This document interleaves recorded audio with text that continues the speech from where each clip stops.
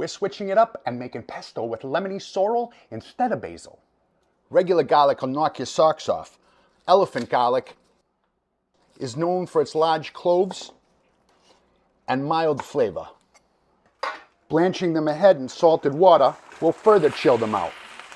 Pine nuts, pinoli, always toasted. If you can't get these, walnuts will work in a pinch.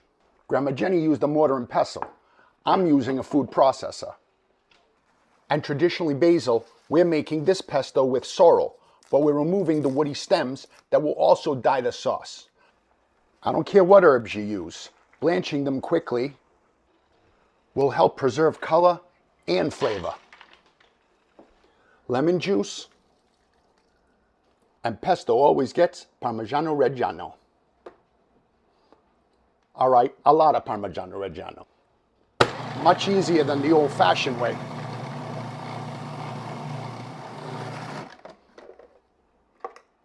That's going to be lemony. This sauce deserves something delicate, like fettuccine. Got pasta and pasta water. A little of this sauce goes a long way.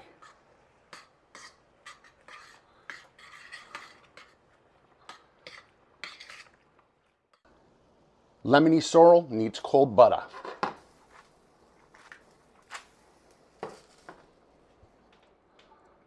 Lemony Sorrel Pesto.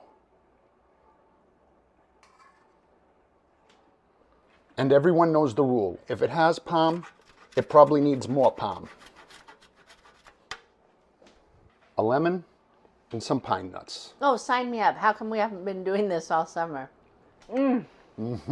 Delicate and light and fresh. Ah, So fresh and light. that lemony tart flavor is amazing. Go great with seafood. Sorrel basil, who the f cares? It's pesto. It's f***ing good. This is just a very delicate, lovely dish.